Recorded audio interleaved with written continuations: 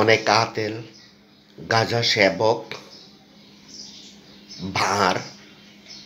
ভাড়ামি করে সব সময় বলেন যে সড়কের হত্যাকাণ্ড কমবে যদি মানুষ সচেতন হয়। কিন্তু প্রতিদিনের পত্রিকাগুলো আপনি দেখুন যে প্রতিটি সড়ক হত্যাকাণ্ড ঘটছে, হয় বাস ফুটপাতে উঠছে, না হয় বাস মুখোমুখি সংঘর্ষ হচ্ছে।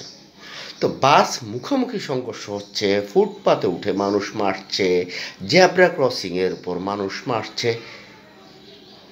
এগুলোর থেকে বাঁচার জন্য সচেতনতা দিয়ে আপনি কিভাবে বাঁচবেন? আসলে সড়ক হত্যাকাণ্ড বন্ধ করতে হলে সড়ককে আগে ঘাতক মুক্ত করতে হবে। ঘাতক কিভাবে? দেখুন, সড়কে বেশিরভাগ চালকেরই কোনো লাইসেন্স নেই। আগে একটা পরিসংখ্যান মতে ৮০ লক্ষ গাড়ি চলে, চালকের লাইসেন্স ১৬ লাখ। এরপরে ১৬ লাখের মধ্যে বৈধ লাইসেন্স কয়জনের তা তো নিশ্চিত নয়। এর উপরে আছে যে বেশিরভাগ চালক গাঁজা বা মদ খেয়ে গাড়ি চালায়। অনেকে তো প্রকাশ্যে হেডলাইন বেরোয় যে গাঁজা না খেলে গাড়ি চালাতে পারেন না।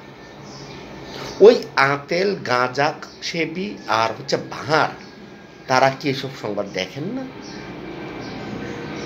আর বেশি বাসের ক্ষেত্রে আপনি দেখবেন প্রতিটি বাসের চালক সামনের গাড়িকে ক্রস করার জন্য জান প্রাণ দিয়ে চেষ্টা করে।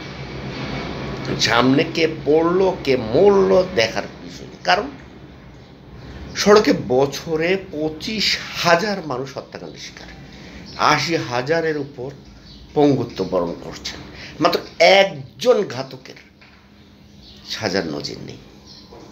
নতুন আইন হয়েছে।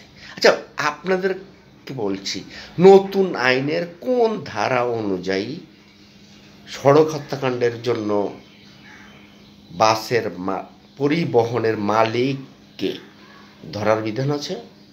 আছে কোনো আইন? আমার মতে নেই।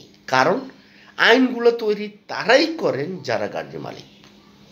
সুতরাং তারা একটা আইন করলেন যেখানে তাদের দায়মুক্ত। ৩০ বছর আগের গাড়িও যদি রাস্তায় চলে, গাড়ির যদি ব্রেক নাও থাকে, গাড়ি যদি মানুষ মারে, কোনো আইন নেই। আর পত্রিকার প্রতিটি সড়ক হত্যাকাণ্ডের শেষ লাইন এক অভিন্ন, ঘাতক পলাতক, ঘাতককে খুঁজে পাওয়া যায়নি।